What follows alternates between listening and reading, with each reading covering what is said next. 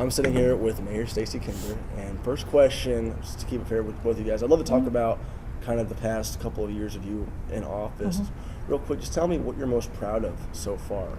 I think we've made a lot of great strides in the city in terms of becoming a more efficient government, really focusing on some very important priorities and delivering on those priorities for the community.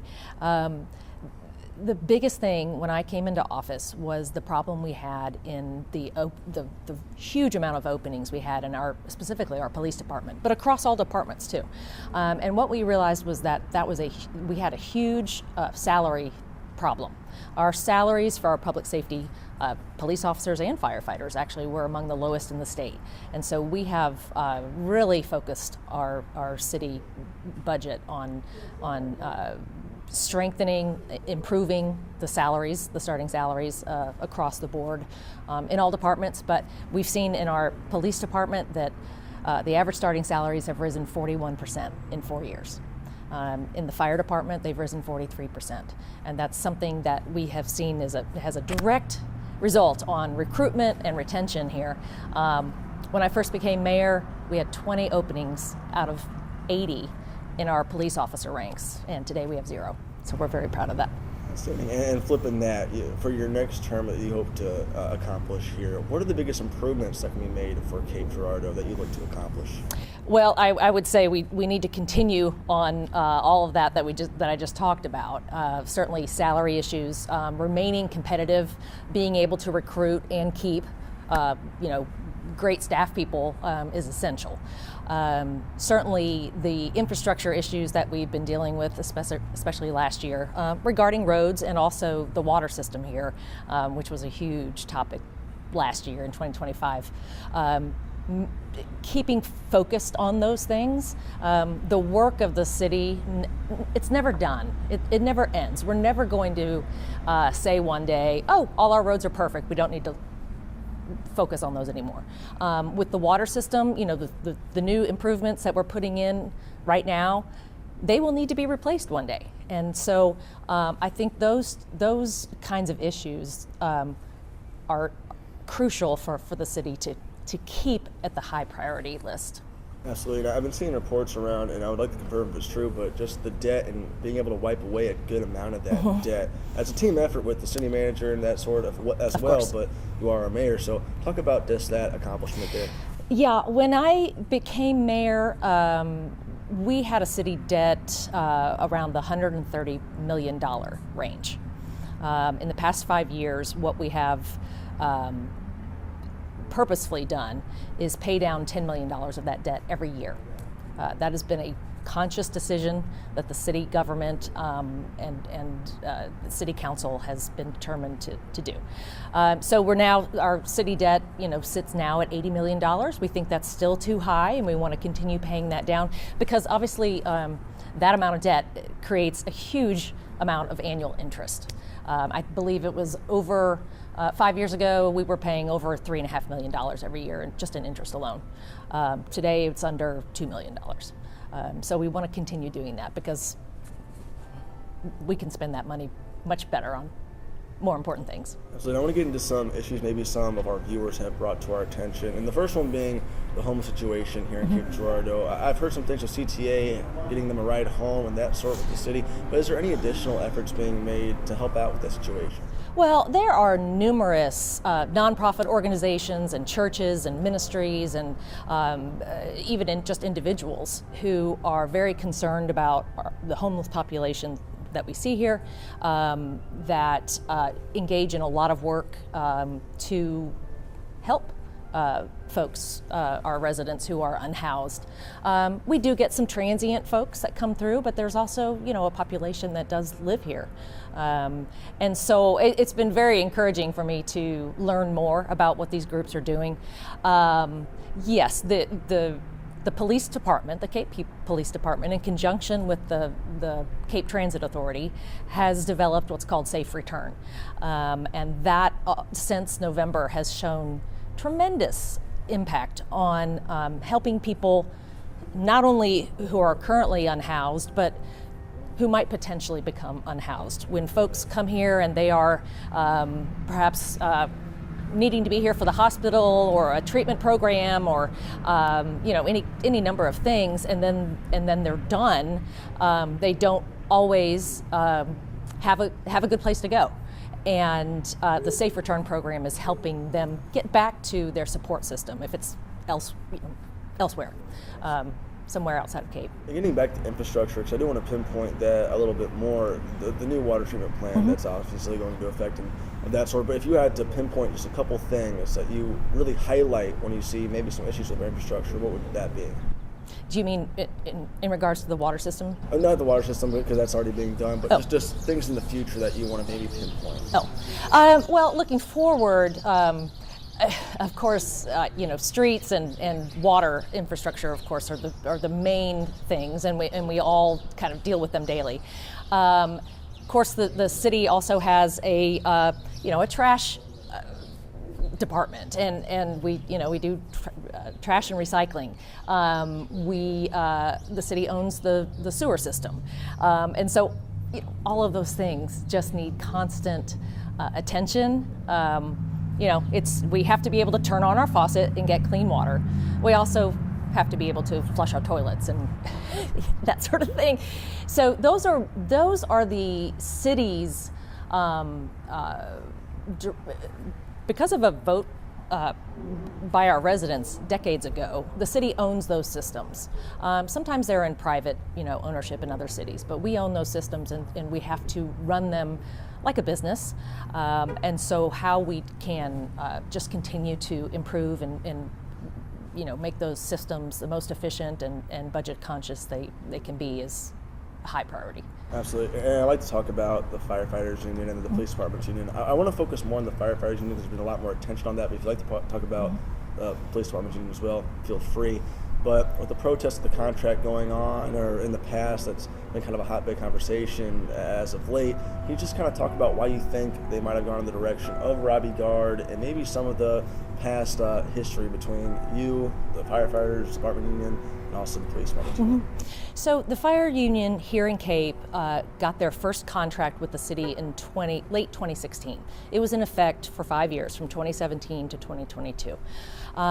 What we saw during that time, even beyond that time, was huge escalating cost in the Cape Fire Department. In fact, from 2020 through 2025, the Cape Fire Department went over budget $2.6 million. Over budget. Now, in those budgets, salaries were being paid. Salaries were being increased, actually. Benefits were being increased. There was overtime budgeted. There were vacation days added. There was more staff added.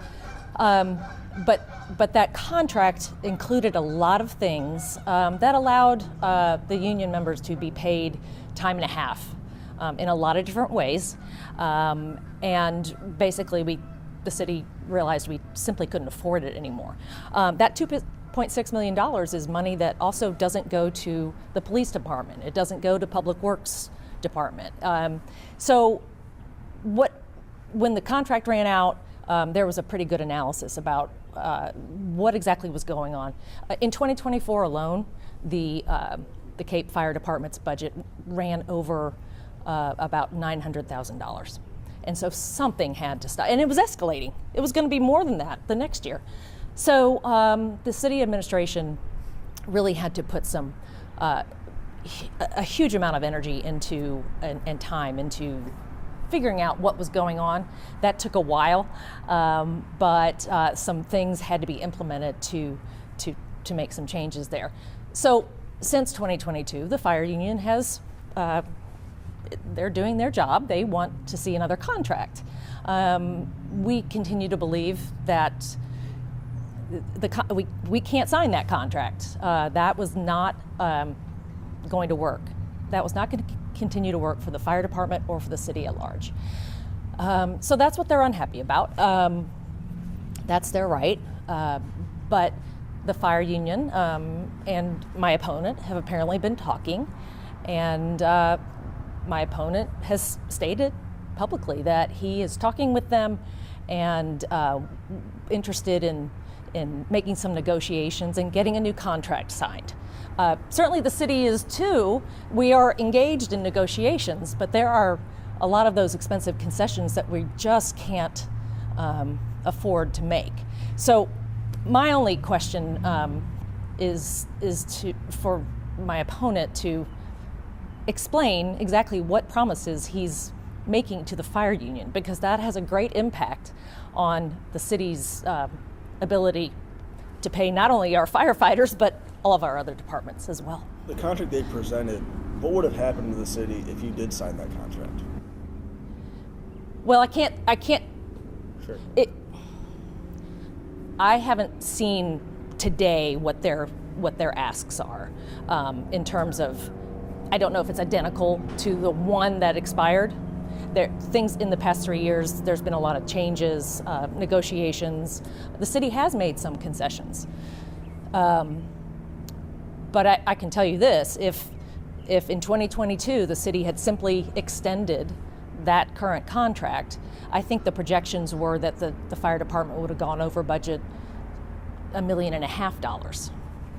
So there were escalating costs that were running the budget way out of control. So that is the basis of our negotiations right now. Again, you kind of explained it there with the contract, but why the firefighter department union or firefighters union decided to side with Guard, and why the police department decided to side with Guard, or police department's union rather. I want to make sure I clarify that, because a lot of our viewers at home maybe don't understand that. Yeah. But why they might have sided with Guard, just your response to that. Well, the fire union has stated that they have already talked with Robbie Guard, and apparently they liked what he heard, and so they're endorsing him. The police union, it's not officially a union, it's called the Fraternal Order of Police, the FOP. They are a very small group in our Cape Police Department that, quite frankly, is the folks that make up the leadership and attend the FOP meetings are mostly not KPD employees. You would have to ask them about, why they're doing that. But regardless of their endorsements, I'm continuing to press for the salary improvements that we've seen, the benefit improvements that we've seen in both departments. Like what I said earlier, there's just some crucial things that we need to do to shore up those departments. There's ongoing equipment needs and training needs and new initiatives that those departments do create every year, and those are vital. I'm not getting my feelings hurt about it, but basically, why do unions support politicians during campaigns? I think they're being given some promises. Absolutely. And I think Robbie Guard needs to explain what those promises are. Gotcha. And I guess there is some understanding, although you disagree on the contract with the fire department, but there's some understanding why they got that endorsement. But is it confusing a little bit with the police department's union, being that you have gotten those salary increases in the past? It's not confusing when you realize that, for instance, the FOP president is a former member of the KPD, but is no longer a member of the KPD. Another one of the leadership members is the brother of the fire union president. There's some close ties and interesting ties in the leadership of both of those organizations. And so, I understand they're doing what unions need to do. But I can say this: the things that everybody sees on social media are not always true, and they are not just pressing for better wages. I think we've clearly shown that they have gotten better wages, but they're pressing for a lot of things that we just can't afford to keep doing, and. You'd have to ask them. But I think the most important thing is that Robbie Guard is stating clearly that he will be a mayor who will go in and negotiate with the fire union and make some things happen. First of all, that is not the role of the mayor in our city. That is the role of the city manager and legal representation. But secondly, I think we all deserve to know exactly what he's promising. Understand that they just see firefighters protesting and they know what's going on here, and they don't get Well, the story. here's the reality. Our community is very supportive of our public safety personnel. It's not every community gets to enjoy that. But we are. And the unions know that too. And you know, they're firefighters and police officers too. So it's good that they know that, but I don't, think it's particularly helpful for them to, trying to put on their firefighter hat on one hand and say things, put on their union cap and say something else, and trying to blend the two. There are just some things that we can't do. That doesn't mean I'm not supportive of the fire department or the police department. Yeah, in a perfect world with unlimited money, we'd give them the contract. Well, there are actually some things that they're asking for that don't comply with federal labor law. So we had to change that, and they're not happy about that. Outstanding. Well, thank you for your time. Okay. Yeah. Thank you.